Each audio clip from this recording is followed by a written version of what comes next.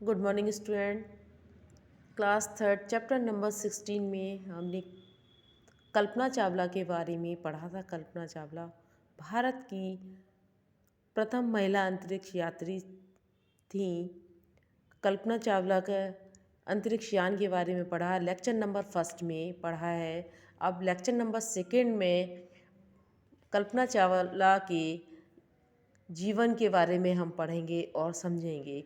Lecture number two में यहाँ से हम पढ़ते हैं और आपको समझाते हैं। भारत की प्रथम भारतीय महिला अंतरिक्ष यात्री कल्पना चावला का जन्म 1 जुलाई 1961 को हरियाणा के करनाल जिले में हुआ था। हरियाणा का जो करनाल जिला था, सन 1961 में 1 जुलाई को इनका जन्म हुआ था। कल्पना बचपन से ही मेधावी छात्रा थी। मेधावी यानी कि बहुत ही बुद्धिमान छात्रा थी। वह हर काम पूरी लगन से करती थी।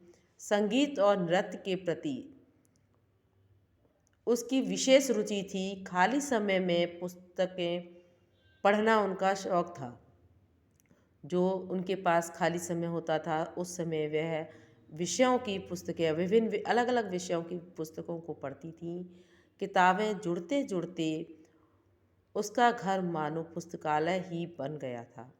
इतनी सारी किताबों को पढ़ती थी वो। अलग अलग विषयों की किताबों को पढ़ते पढ़ते उनका घर ऐसा लगता था जैसे पुस्तकालय बन गया था। कल्पना बचपन से ही सितारों की दुनिया में सैर करने के सपने देखा करती थी। उसने अपनी लगन और परिश्रम से अपने सपनों को साकार किया। कल्पना चावला का शुरू से एक शौक था कि सितारों की दुनिया में सैर करने का, और उन्होंने अपनी परिश्रम और लगन के साथ उस सपने को साकार भी किया है। कल्पना ने सन 1982 में पंजाब इंजीनियरिंग कॉलेज से वैमानिकी अभियांत्रिकी में स्नातक की परीक्षा सबसे अधिक अंकों से पास की। उच्च शिक्षा के लिए वह अमेरिका गई और उच्च शिक्षा पाने के लिए वह अमेरिका गई और वहाँ से उन्होंने स्नातकोत्तर का और शोध कार्य किया। शोध कार्य यानी कि खोज और जांच की, कार्यों की जांच की, खोजबीन करी। कल्पना के शोध कार्यों से प्रभावित होकर नासा ने सन 1994 में उसे अंतरिक्ष यान पर भेजने के लिए चुना।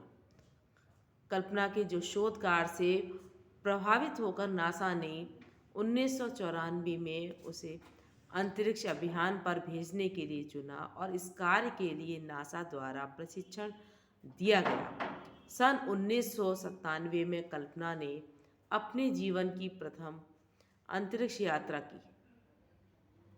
अपनी इस यात्रा के दौरान कल्पना ने भारत के तत्कालीन, जो उस समय हमारे भारत के जो प्रधानमंत्री थे, श्री इंद्र कुमार गुजराल से बात करते हुए कल्पना ने कहा, मैंने सुना था कि सितारों के आगे भी संसार है, लेकिन आज देख भी रही हूँ। उनको इतनी खुशी थी, बहुत खुश थी कि मैं सोचती थी कि सितारों के आगे संसार है, लेकिन आज मैं देख भी रही हूँ।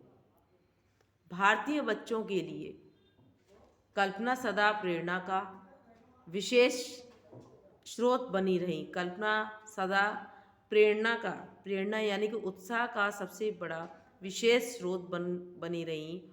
उसने अंतरिक्ष से भारतीय युवाओं को अपना संदेश भेजते हुए कहा कि सपनों से सफलता तक का रास्ता मौजूद है, यदि आप में इसे खोजने की दूरदृष्टि, आपके अंदर यदि खोजने की में तलाश करने की दूरदृष्टि और साहस भी है तो अवश्य महान बन सकते हो। ये संदेश उन्होंने युवाओं के लिए दिया है। दिसंबर सन 1902 में कल्पना अन्य 6 यात्रियों के साथ अंतरिक्ष यान में कोलंबिया में सवार होकर अंतरिक्ष में गई। सन 1902 में कल्पना अपने 6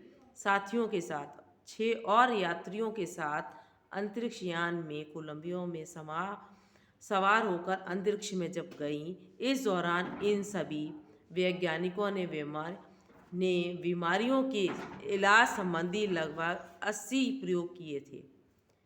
इतने सारे बेटा प्रयोग किए थे।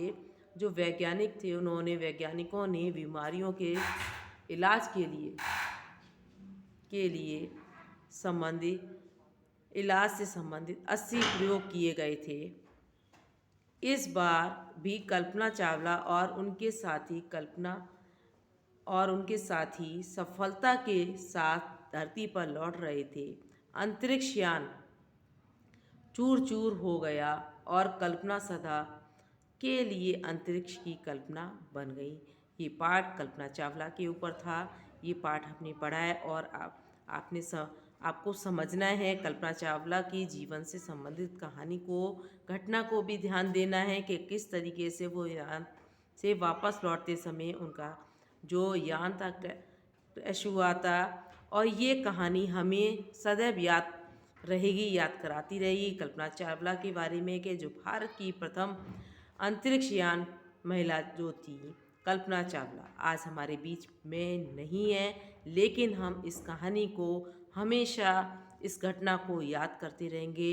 इस पाठ के माध्यम से हमने कल्पना चावला के बारे में पढ़ा और समझा है। Thanks student.